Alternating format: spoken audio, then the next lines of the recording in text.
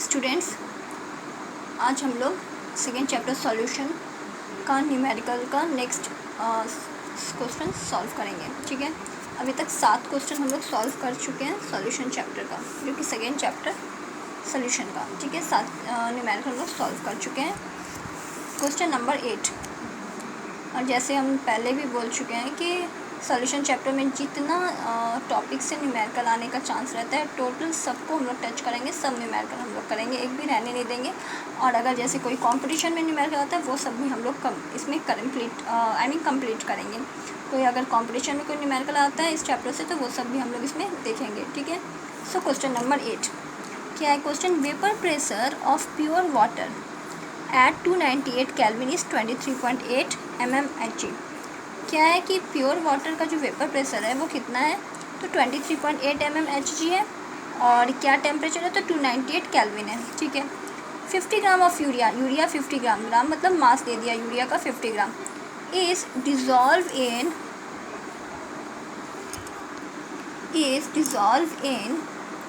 850 gram of water जो है वो 850 ग्राम मतलब मास ऑफ वाटर दे दिया, मास ऑफ यूरिया भी गिवन है। वाटर से क्लियर है कि ये सॉल्वेंट हुआ, सो यूरिया यहाँ पे सॉल्यूट वाला बात हुआ, क्योंकि हम लोग जान रहे हैं water is a universal solvent.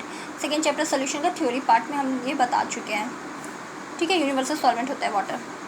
So calculate the vapour pressure of water, तो वाटर का वेपर प्रेशर फाइंड आउट करना है for this solution and it's relative lowering. तो इसमें रिलेटिव लोअरिंग से क्या क्लियर हो गया कि ये कौन सा टॉपिक का न्यूमेरिकल है? तो ये कॉलिगेटिव प्रॉपर्टी का फर्स्ट नंबर का न्यूमेरिकल है। ठीक है, हम लोग सेकेंड कर लिए, थर्ड कर लिए, फोर्थ भी कर लिए, ये फर्स्ट जो है उसका न्यूमेरिकल है। सो हम लोग बॉइलिंग पॉइंट पे भी न्यूमेरिकल कर चुके हैं, फ्रीजिंग पे भी कर रहे हैं, ऑस्मोटिक प्रेशर भी न्यूमेरिकल कर लिए। सो ये relative lowering of vapour pressure का क्वेश्चन है। सो हम लोग इस पे भी न्यूमेरिकल किए, इस पे भी किए, फोर्थ पे भी किए, और अब हम लोग फर्स्ट नंबर वाला न्यूमेरिकल कर रहे हैं। ठीक है, तो यहाँ पे क्या पूछ रहे हैं? यहाँ पे रिलेटिव लोअरिंग यहाँ पे क्वेश्चन में पूछ चुका है। ठीक है, रिलेटिव लोअरिंग। तो सबसे पहले गिवन क्या क्या है? तो पी नॉट गिवन है 23.8, यहाँ पे गिवन है ना 23.8 mm of Hg vapour pressure of pure water. तो प्योर हम लोग अगर याद होगा तो रॉल्स लॉ में क्लियर किए थे, जो प्योर सॉल्वेंट को हम लोग पी नॉट से क्लियर करते हैं। सो पी नॉट यहाँ पे 23.8 mm है। W2 हमेशा क्या होता है? तो 2 यहाँ पे 50 ग्राम ऑफ यूरिया है, तो 2 हमेशा पहले ही क्लियर हुआ, बहुत सारे क्वेश्चन में क्लियर भी किए हैं, और थ्योरी क्वेश्चन में भी 2 हमेशा सॉल्यूट, 1 हमेशा सॉल्वेंट। तो यहाँ पे मास गिवन है, सो W2 गिवन है 50 gram, that is urea, and W1 given है 850 ग्राम। सो यूरिया का हम लोग M2 मोलर मास भी फाइंड आउट कर सकते हैं। यूरिया का फॉर्मूला क्या होता है? NH2CO NH2 ये CO रहेगा बीच में, दोनों तरफ NH2। सो N का मास नंबर 14, H का 1 × 2 प्लस रहेगा, तो ये हो गया 14 प्लस 1 × 2 प्लस कार्बन का कितना होता है? कार्बन का 12, ऑक्सीजन का 16 प्लस फिर नाइट्रोजन का 14 प्लस 1 × 2। जब सबको हम लोग प्लस करेंगे तो ये हमको मिलेगा 60 ग्राम पर मोल। और वाटर का तो पता है H2O होता है, तो H 1 × 2 और O का 16 + 2 18 हो गया। ठीक है, हमको पूछा क्या? PS जैसे वेपर प्रेशर वाटर का पूछा है ना, सॉल्वेंट का, and P not minus PS by P not. ये कैसे हुआ? P not minus PS by P not. So question में यहाँ पे एक तो PS था गिवन, क्वेश्चन कैलकुलेट क्या करना था? Vapour pressure of water. तो सॉल्वेंट का क्या vapour pressure? So P not, vapour pressure को P से भी डिनोट करते हैं, नहीं तो पाई से भी, तो सॉरी ऑस्मोटिक प्रेशर को हम लोग पाई से भी डिनोट करते हैं और P से भी, और वेपर प्रेशर को यहाँ पे P से ही डिनोट करें क्योंकि प्रेशर है। ठीक है, सॉरी पाई जो होता है वो हम लोग किसके लिए यूज़ करते हैं? ये पाई जो सिंबल है वो हम लोग ऑस्मोटिक प्रेशर के लिए यूज़ करते हैं। Okay, PS। और क्या पूछ रहा है? And it's relative lowering. तो ये रिलेटिव लोअरिंग का याद अगर होगा तो लास्ट फार्मूला हमारा क्या था? तो रिलेटिव लोअरिंग का लास्ट फार्मूला यही था, P नॉट माइनस P1 का मतलब सॉल्वेंट वाला बात हो गया, बाय P नॉट। ठीक है, तो P नॉट मतलब सॉल्वेंट का वेपर प्रेशर जब प्योर सॉल्वेंट है, माइनस P1 यहाँ पे सॉल्वेंट होता है, 2 सॉल्यूट होता है, तो सॉल्वेंट का vapour pressure by P not. ठीक है, यही हमारा लास्ट था किसका? First number relative lowering vapour pressure का लास्ट फार्मूला यही था। तो यही फार्मूला हमको बताना है। सो यहाँ पे हम सीधा फार्मूला के ही टर्म में लिख दिए हैं कि पूछ क्या रहा है, इसमें क्वेश्चन में क्या बोल रहा है फाइंड आउट करने के लिए। ओके, सो यही है P not minus PS। Solvent को 1 हमेशा सॉल्वेंट होता है, तो सीधा सॉल्वेंट, क्योंकि वाटर का ही पूछा है ना। वाटर का ही है, बाई पी नॉट, ठीक है। तो रॉल्स लॉ यूज़ करते हैं, P not minus P S by P not, यही था, equal to N2 by N1 plus N2। Formula यही था कि N2 by N1 plus N2, okay, यही फॉर्मूला था ना। x2 था, तो x क्या है, मोल फ्रैक्शन, और मोल फ्रैक्शन क्या होता है, यहाँ पे ब्रेक किए भी थे कि number of mole of solute by number of mole of solvent, तो वही number of mole of solvent by solute by solution का तो क्लियर नहीं है, तो क्या करेंगे, अगर नंबर ऑफ मोल सॉल्यूट का plus number of mole solvent का ऐड कर दे तो हमको नंबर ऑफ मोल सॉल्यूशन का मिल जाएगा। सो N1 प्लस N2 यहाँ पे हो गया, तो यही वाला फॉर्मूला हम लोग यूज़ करेंगे, ठीक है। सो यहाँ पे और नंबर ऑफ मोल होता है क्या, मास बाय मोलर मास, तो 2 है तो 2 फिर यही नंबर ऑफ मोल क्या होता है, मास बाय मोलर मास, तो 1 मास को W से डिनोट कर रहे हैं, प्लस N2 के लिए वही WM, और 2 है तो 2। अब यहाँ पे क्या है, W2 कितना है, तो 50 ग्राम है, बाय 60 कैसे हुआ, M2 कितना है, M2 यहाँ पे 60 है, बाय W1 कितना है 850, बाय M1 क्या है 18, प्लस W2 कितना है तो 60, सॉरी W2 यहाँ पे है 50, बाय M2 क्या है यहाँ पे 60, क्लियर है, तो ये हमको मिल गया।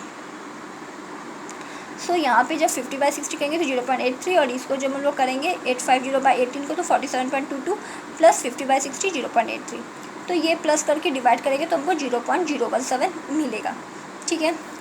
अब यहाँ पे पी नॉट क्या हो गया, पी नॉट तो यहाँ पे गिवन है 23.8, तो हम ये फॉर्मूला में पुट करेंगे, तो पी नॉट के प्लेस में हम लोग 23.8 लिखेंगे, बाय पी एस, यही तो पूछा है, बाय पी एस ही तो हमको पूछा है ना, वेपर प्रेशर ऑफ क्या, तो vapour pressure of water that is a solvent.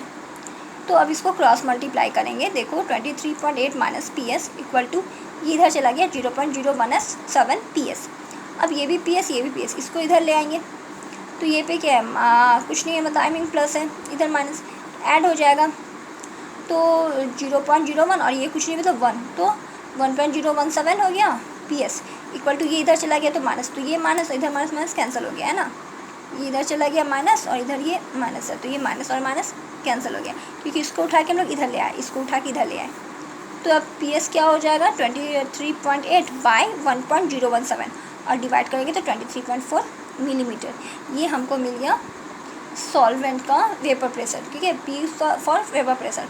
और रिलेटिव लोडिंग का जब फॉर्मूला पुट किए तो आते आते हमको ये मिल गया, रिलेटिव लोडिंग का फॉर्मूला को लेके हमको रिलेटिव लोडिंग मिल गया 0.017। सो एक ये आंसर हो गया और एक ये आंसर हो गया, ओके, 2 आंसर हो गया, क्लियर है। 9th नंबर हम लोग देखते हैं, तो ये एक कॉलिगेटिव प्रॉपर्टी का चारों जो था टाइप्स, चारों पे न्यूमेरिकल हो गया। Next 9th number, a solution is obtained by mixing 300 gram of 25% solution. कोई सोल्यूशन है, जब हमको वो मिल रहा वो सोल्यूशन कब, जब हम लोग मिक्स कर रहे हैं 300 ग्राम को 25% सोल्यूशन में एंड 400 ग्राम को 40% सोल्यूशन में, बाय मास कैलकुलेट करना है हमको, मास percent of the resulting solution, ठीक है, रिजल्टिंग सोल्यूशन का मास परसेंट। सबसे पहले तो हम लोग 300 ग्राम ऑफ 25% और 400 ग्राम 40% का फाइंड आउट करते हैं। तो 300 ग्राम 25 सोल्यूशन में क्या होगा, यही होगा ना 25 इंटू 300 बाई 100, 25% है ना, तो क्या होगा 300 का 25%, तो 300 का 25% 300 गुना 25/100, तो यहाँ पे क्या है सिंपल 20 कैंसिल हुआ, 25 3 जा 75 ग्राम। अब हम लोग ये करेंगे 400 ग्राम का 40%, तो 400 ग्राम का 40% क्या होगा 400 इंटू 40/100 है ना, 400 इंटू 40/100 0 क्या है 4 4 जा 16, तो 160 ग्राम ऑफ सॉल्यूट मिल गया आपको, ठीक है। अब टोटल मास क्या होगा, सॉल्यूट सॉल्वेंट का प्लस करो तो सॉल्यूशन का मिल जाएगा मास, तो 160 प्लस 75 मिल जाएगा 235, ये हमको सॉल्यूट का हो गया 160 प्लस 75 कैसे हुआ। तो यहाँ पे हम लोग टोटल मास ऑफ सॉल्यूट क्या होगा, तो एक है 160 ग्राम और एक हमको क्या मिला 75 ग्राम, क्योंकि है तो दोनों सॉल्यूट ही ना, तो 75 मिला था जब 25% किए थे, और जब ये हम लोग 40% किए थे तो ये हम लोग को क्या मिला, तो ये हम लोग को मिला 160 ग्राम, तो 160 को 75 से ऐड कर देंगे, एंड दोनों परसेंटेज वाला सॉल्यूट को ऐड करेंगे तो मिलेगा हमको 235 ग्राम। अब सोल्यूशन का मास क्या होगा, ये तो गिवन है, एक 300 और एक 400 है ना, एक 300 ग्राम मतलब मास और एक 400 ग्राम तो मास हुआ, तो 400 प्लस 300 दैट इज 700 ग्राम हो गया, तो ये हमारा सॉल्यूशन का मास हो गया। अब तुमको परसेंटेज पूछ रहा है। अब क्वेश्चन में पूछ क्या रहा है, तो क्वेश्चन में क्या था कि mass percentage of the resulting solution. ठीक है, सॉल्यूट का निकालते हैं तो क्या हो गया 235 बाय, वैसे मास परसेंट क्या होता है, mass of solute by mass of solution into 100, क्योंकि परसेंटेज है। ये सब यूनिट ऑफ कंसंट्रेशन में सब बताए हुए हैं, फॉर्मूला है, टोटल 8 या 9 था। यूनिट ऑफ कंसंट्रेशन में molarity, formality, molarity, normality, mole fraction, mass percentage, volume percentage, उसके बाद ppm that is a parts पर मिलियन। ठीक है, टोटल 8 या 9 था। सो हम लोग सॉल्यूट का क्या हो जाएगा, तो mass of solute by mass of solution इन 200, क्योंकि परसेंटेज है, तो 235 बाय 700 है सोल्यूशन का, इन 200 इसमें डिवाइड किए, जैसे ये 20 और ये 20 कर दिया, तो 235 बाय 7 करने से 3.5% आ गया। अब हमको वाटर का सोल्यूशन चाहिए, तो क्या होगा, सोल्यूशन परसेंटेज मतलब 100 में इतना, तो 100 में से इतना माइनस करेंगे जो बच्चे का, वही ना वाटर का हो गया परसेंटेज, है ना। सॉल्यूट प्लस सॉल्वेंट होता है सोल्यूशन, तो सोल्यूशन पता है 100, इतना परसेंटेज मतलब 100 में हो रहा है, ये सब कुछ जितना भी है सब डाटा 100 में है, तो 100 में इतना सोल्यूट है, तो इसका मतलब सोल्यूशन का मास 100, सॉल्यूट का मास अभी निकल गया 33.5, तो 100 में से इतना माइनस कर लेंगे जो बचा वो सॉल्वेंट, क्योंकि सॉल्यूट प्लस सॉल्वेंट ही सोल्यूशन होता है। सो परसेंटेज ऑफ वाटर क्या हो जाएगा, 100 माइनस 33.5 दैट इज 66.5%, ये वाटर का परसेंटेज हो गया। तो एक आंसर ये रहा और एक आंसर ये रहा। ठीक है, अब लास्ट क्वेश्चन हम लोग जो ले रहे हैं सॉल्यूशन चैप्टर का, ये बहुत इंपॉर्टेंट है और बहुत बार रिपीट हुआ एग्जाम में। An antifreeze solution is prepared from 222.6 gram of ethylene glycol. ठीक है, इथिलीन ग्लाइकॉल है, उसका क्या है, तो 222.6 ग्राम है, मतलब मास गिवन है, and 200 gram of water, water का भी मास गिवन है। कैलकुलेट पूछ रहा है molality I mean small M of the solution if the density of the solution is इतना, डेंसिटी दे दिया सोल्यूशन का, density of solution, solute solvent नहीं है सोल्यूशन का, then what will be the molarity of the solution, molarity that is capital M. तो ये question में स्मॉल एम और कैपिटल एम मिला है, कैलकुलेट करने बोल रहा है, पूछा है, तो ठीक है हम लोग गिवन लिखते हैं। Mass of solute 222.6 gram, mass of solvent 200 ग्राम। कैसे समझे, क्योंकि water is a universal solvent, water हमेशा कोई भी कंडीशन में सॉल्वेंट ही रहेगा, तो डेफिनेटली ये सॉल्यूट ही हुआ। अब डेंसिटी ऑफ सोल्यूशन क्या है, तो गिवन है 1.072 ग्राम पर ml। ठीक है, मिलीलीटर है, कोई बात नहीं। कैलकुलेट करने क्या बोला, molality small M and molarity capital M.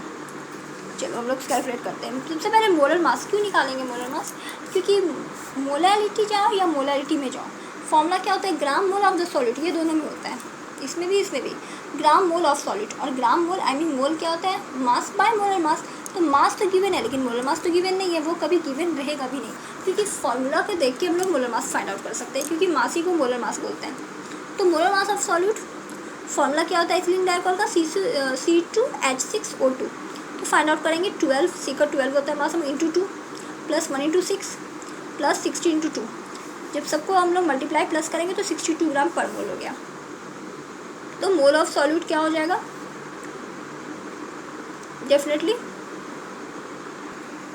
मोल क्या होगा, मास बाय मोलर मास। तो मास क्या था 222.6 बाय मोलर मास, अभी फाइंड आउट किया 62, कैंसिल करेंगे डिवाइड करेंगे तो 3.5 ग्राम आया। ठीक है, अब मोलालिटी निकालते हैं स्मॉल एम। वैसे हम यहाँ पे कैलकुलेट सीधा कर दिए, बट पहले फॉर्मूला लिखना है वर्ड में।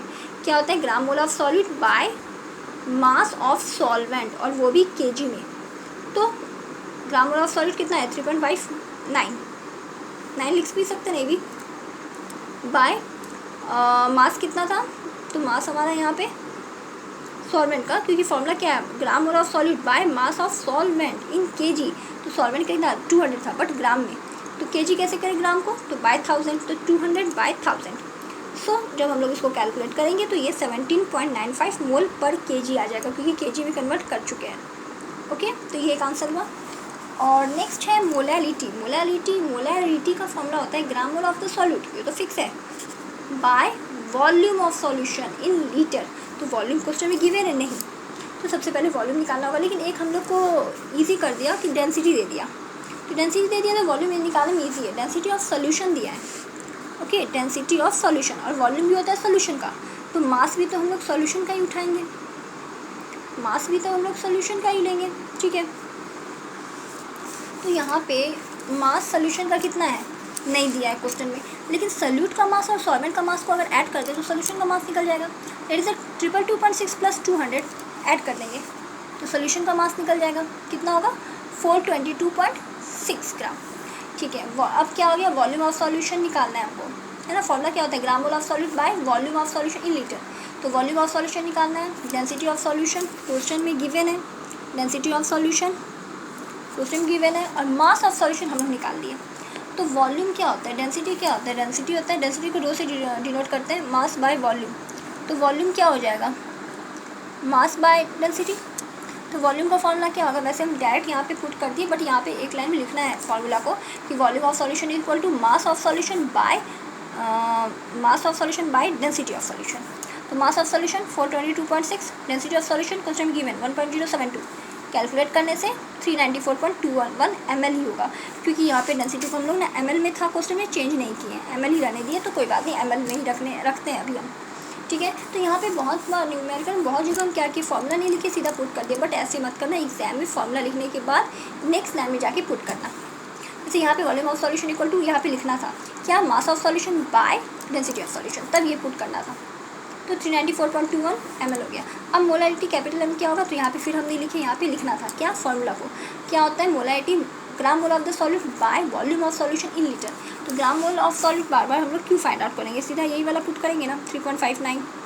ठीक है, तो 3.59 बाय वॉल्यूम कितना है 394.21, बट ml में है तो लीटर में है, फॉर्मूला वही होता है gram mole of the solute by volume of solution in litre. तो ml है, लीटर चाहिए तो 1000 से डिवाइड करना है, तो बाय 1000, तो 3.59 394.21 ये ऊपर गया, तो ये क्या हो जाएगा 1000। तो पॉइंट हटाएंगे, फिर इसको 2 जीरो लगाएंगे, फिर मल्टीप्लाई करेंगे, डिवाइड करेंगे, तो इसको जब मल्टीप्लाई डिवाइड करने के बाद कैलकुलेट करने के बाद आंसर क्या आएगा 9.1 वाट मोल पर लीटर। ये आ गया हमारा मोलैरिटी और ये हमारा आंसर हो गया। ठीक है, ये हमारा यहाँ पे क्या हो गया, ये आंसर हो गया। तो यहाँ पे जाके हम लोग सॉल्यूशन का न्यूमेरिकल पार्ट कंप्लीट करते हैं। ठीक है, सब तरह का न्यूमेरिकल हम लोग टच किए, जितना भी फार्मूला है।